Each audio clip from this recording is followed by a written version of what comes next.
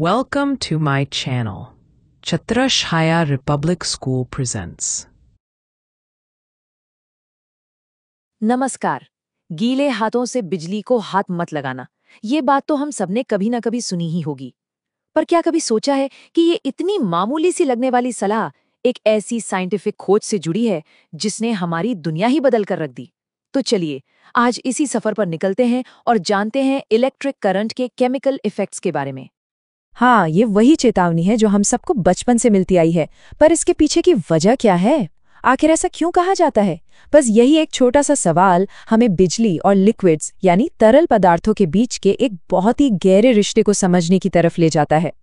और बस यहीं से हमारी इस पड़ताल का, इस खोज का पहला चैप्टर शुरू होता है। सवाल बहुत बेसिक सा है, क्या लिक्विड्स यानी तरल पदार्थ सच में इलेक्ट्रिसिटी कंडक्ट करते हैं?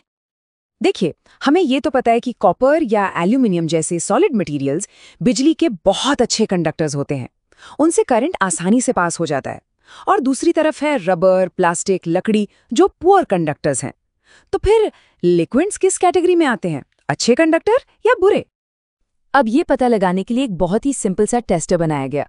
सोचिए एक सर्किट है जिसमें एक बैटरी है, एक बल्ब है और तार के दो सिरे खुले छोड़ दिए गए हैं। अब जब इन खुले सिरों को किसी लिक्विड, मान लीजिए नींबू के रस में डुबोया गया, तो क्या हुआ? बल्ब जल उठा, मतलब साफ था, लिक्विड इलेक्ट्रिसिटी कंडक्ट कर रहा है। लेकिन कहानी में एक ट्विस्ट है। क्या हो अगर बल्ब जले ही नहीं? तो क्या हम सीधा सीधा मान ले कि वो लिक्विड एक पुअर कंडक्टर है, एक कुचालक है? बस यही सवाल इस पूरी इन्वेस्टिगेशन का एक बड़ा टर्निंग पॉइंट था। और इसका जवाब है नहीं, जरूरी नहीं है। ऐसा भी तो हो सकता है कि लिक्विड से करंट तो पास हो रहा हो, लेकिन वो इतना ज्यादा वीक हो कि बल्ब के फिलामेंट को गर्म ही ना कर पाए। और जब फिलामेंट गर्म नहीं होगा तो बल्ब जलेगा कैसे? तो असली चैलेंज ये था कि इस कमजोर से लगभग अदृश्य करंट का पता कैसे लगाया जाए। तो अब इस प्रॉब्लम को सॉल्व करने के लिए एक नए तरीके की जरूरत थी। और यहीं से हमारी कहानी का अगला हिस्सा शुरू होता है, उस इनविजिबल, उस अदृश्य करंट को डिटेक्ट करना। इसका सॉल्यूशन छिपा था इलेक्ट्रिसिटी के ही एक दूसरे इफेक्ट में, उसके मैग्नेटिक इफेक्ट में। देखिए, होता क्या है कि जब भी किसी तार से करंट गुजरता है, चाहे वो कितना भी कमजोर क्यों न हो, वो अपने चारों तरफ एक मैग्नेटिक फील्ड बना लेता है। और ये मैग्नेटिक फील्ड एक कंपास की सुई को अपनी जगह से हिला सकता है, उसे डिफ्लेक्ट कर सकता है। और बस यही थी वो बड़ी कामयाबी। बल्ब को हटाकर उसकी जगह कंपास का इस्तेमाल किया गया और एक कहीं ज्यादा सेंसिटिव टेस्टर तैयार हो गया। इस नए कंपास टेस्टर से नल के पानी जैसे आम लिक्विड्स में बहने वाला हल्का सा करंट भी पकड़ में आ गया। और ये बात साबित हो गई कि ज्यादातर आम लिक्विड्स असल में इलेक्ट्रिसिटी कंडक्ट करते हैं। लेकिन रुकिए, कहानी अभी खत्म नहीं हुई है। जब साइंटिस्ट ये देख रहे थे कि लिक्विड्स इलेक्ट्रिसिटी कैसे कंडक्ट करते हैं, तो उन्हें कुछ ऐसा नजर आया जिसकी उन्होंने बिल्कुल भी उम्मीद नहीं की थी। और इस एक चीज ने पूरी रिसर्च को एक नया ही मोड़ दे दिया। उन्होंने नोटिस किया कि जब भी किसी कंडक्टिंग सॉल्यूशन से करंट पास होता था तो कुछ अजीब अजीब सी चीजें होने लगती थीं। जैसे जो मेटल की रॉड्स होती हैं, जिन्हें इलेक्ट्रोड्स कहते हैं, उन पर गैस के बबल्स बनने लगते। कभी कभी तो एक इलेक्ट्रोड पर कोई मेटल आकर जम जाता था, और तो और कभी कभी तो पूरे सॉल्यूशन का रंग ही बदल जाता था। ये सिर्फ करंट का बहना नहीं था, ये तो एक केमिकल रिएक्शन हो रहा था। इसका एक बहुत ही मजेदार एग्जाम्पल एक आलू वाले एक्सपेरिमेंट में देखने को मिला। जब एक टेस्टर के तारों को एक कटे हुए आलू के अंदर डाला गया, तो थोड़ी देर बाद क्या देखते हैं कि बैटरी के पॉजिटिव टर्मिनल से जो तार जुड़ा था, उसके चारों तरफ एक हरा नीला सा धब्बा बन गया है। ये एक पक्का केमिकल इफेक्ट था जिसकी किसी को कोई उम्मीद नहीं थी। और यही तो साइंस की खूबसूरती है ना? जैसा कि कहते हैं, आप ढूंढने कुछ और निकलते हैं और आपको मिल कुछ और जाता है। और दुनिया की कई बड़ी बड़ी खोजें बिल्कुल ऐसी ही हुई हैं। अक्सर यही एक्सीडेंटल डिस्कवरीज सबसे बड़े आविष्कारों की वजह बनती हैं। और पता है, इसी एक एक्सीडेंटल खोज ने एक ऐसी टेक्नोलॉजी को जन्म दिया जिसने पूरे की पूरी इंडस्ट्रीज में क्रांति ला दी। नाम है इलेक्ट्रोप्लेटिंग। हाँ, इलेक्ट्रोप्लेटिंग, या हिंदी में कहें तो विद्युत लेपन।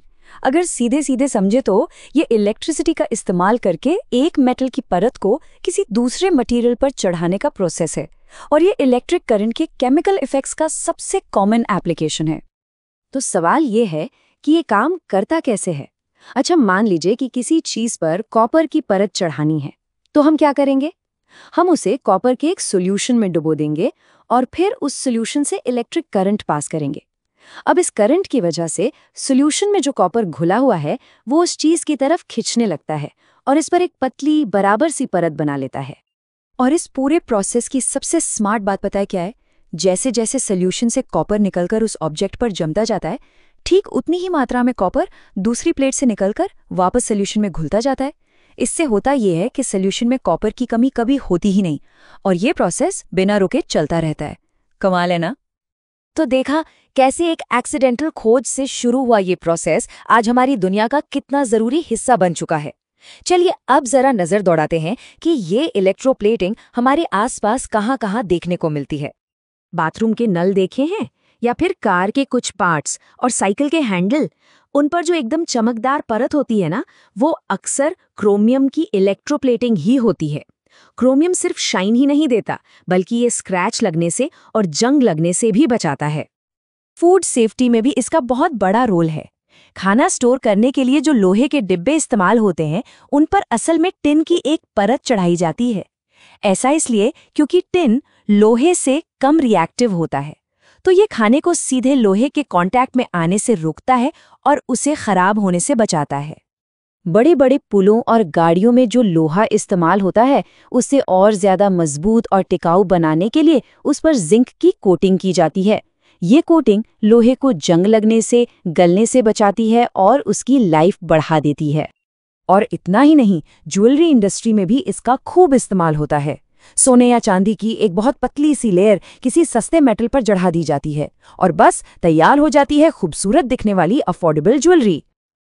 तो एक मामूली सी चेतावनी से शुरू हुआ यह सफ़र हमें एक ऐसी टेक्नोलॉजी तक ले आया जो हमारे प्रोडक्ट्स को बचाती है, उन्हें खूबसूरत और ज़्यादा टिकाऊ बनाती है। पर अंत में एक सवाल सोचना भी ज़रूरी है। ये प्रोसेस हमारे प्रोडक्ट्स की तो रक्षा करता है, लेकिन इसके बाद जो प्रदूषण फैलाने वाला वेस्ट निकलता है, उससे हम अपना प्लैनेट को कैसे बचाएंगे?